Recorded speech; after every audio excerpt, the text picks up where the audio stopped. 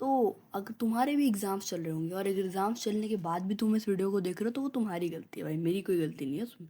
तो भाइयों, आज की वीडियो में आप सभी का स्वागत है। आज हम लोग बात करने वाले हैं इंडियन एजुकेशन सिस्टम की सबसे प्यारी चीज़ की, एग्ज़ाम्स। इस चीज़ को बच्चे बहुत पसंद करते हैं, बहुत पॉपुलैरिटी है इस चीज़ की बच्चों के बीच। और देखो, एग्ज़ाम देने वाले बच्चे भी कई तरीके के होते हैं।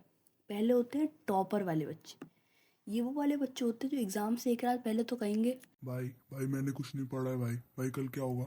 और फिर एग्जाम में 99.9999 नंबर ला के भी इन बच्चों को शर्म तक नहीं आती। दूसरी प्रजाति होती है नंबर बढ़वाने वाले बच्चों। ये वो वाले बच्चे होते हैं जो लाते तो 2 नंबर है, लेकिन भाई इतना लड़ते हैं टीचर से कि लड़ लड़ के 200 नंबर ले आते हैं 100 नंबर के पेपर में। और दूसरी तरफ मेरा दोस्त है, इस बंदे के 13 नंबर आए हैं, 4 नंबर पड़ जाएंगे तो ये पास हो जाएगा, लेकिन तब भी बेंच पे से नहीं उठेगा। क्या मतलब, फूफा बदमाश है इसका। तीसरी प्रजाति के बच्चे होते हैं जो कि स्कूल के टीचर के पास ही ट्यूशन भी पढ़ रहे होते हैं। इन बच्चों को मिलता है वीआईपी ट्रीटमेंट। ये वाले बच्चे अगर पेपर देने भी ना आए ना तो भी इनको पूरे नंबर मिल रहे हैं।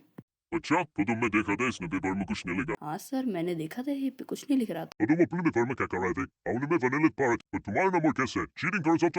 एक तो भाई पता नहीं ऐसा मेरे साथ ही होता है फिर तुम सबके साथ होता है कि भाई लास्ट मिनट रिवीजन तक तो मेरे को सब याद आता है, मतलब जो भी पढ़ा है, लेकिन एकदम एंड टाइम पे जब एग्जाम हॉल में बैठ के याद करने की कोशिश करता हूँ तो भाई कुछ याद ही नहीं आता है। भाई कुछ ऐसा लगता है कुछ पढ़ा ही नहीं है।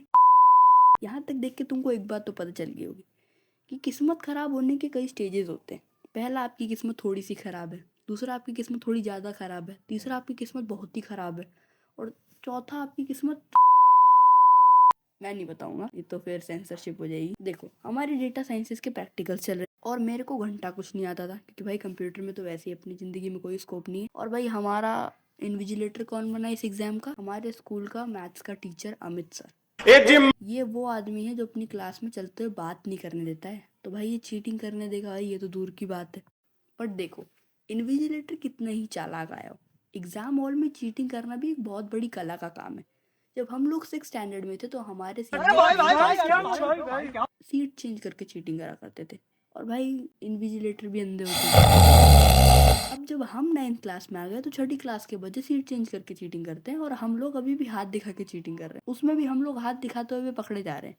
एक बार क्या हुआ भाई, हमारी एक इन्विजिलेटर थी 9th क्लास के एग्जाम से, मैं और मेरा दोस्त वही कैजुअल अपनी हाथ दिखा के चीटिंग कर रहे थे। एग्जामिनर को पता नहीं क्या चुल मची, उसने हमें बोलने के बजाय डायरेक्ट प्रिंसिपल को फोन कर दिया। प्रिंसिपल ने डायरेक्ट पीटी टीचर को हमारी क्लास में भेज दिया। पेपर हो गया कैंसिल। हमें लगा मिल जाएंगे 0 नंबर, लेकिन हमारी अच्छी किस्मत की भाई हमें पनिशमेंट दी गई और फिर रिसेप्शन पे हमसे पेपर दिलवा ली। और शायद किस्मत इस वजह से भी काम करी क्योंकि मेरा दोस्त अपने पिताजी से इतना डरता था कि भाई उसे ये डर था कि उसका बाप उसे जान से मार देगा अगर उसे पता चला तो भाई कि उनका बेटा ऐसे काम कर रहा है। पर तुम्हें अगर ऐसा लगता है कि समय के साथ सिर्फ बच्चे ही विकसित हो गए तो ऐसा नहीं है, टीचर्स भी काफी ज्यादा विकसित हो गए। टीचरों में पहली प्रजाति होते हैं अंधे टीचर। ये वो खुल्लम खुल्ला क्लास में सो रहे हैं भाई, इनको फर्क नहीं पड़ता बच्चे चीटिंग कर रहे हैं क्या कर रहे हैं। दूसरी प्रजाति के टीचर होते हैं वो टीचर जो टाइम कम देते हैं। भाई ये टीचर इतने ज्यादा टैलेंटेड होते हैं कि भाई ये पेपर देंगे आधे घंटे बाद और ये ले लेंगे आधे घंटे पहले, और भाई लेते इतनी सफाई से हैं पेपर कि भाई तुम्हारी बेंच के नीचे से खींच लेंगे, तुम आधा आंसर टेबल पे लिख कर आ जाओगे।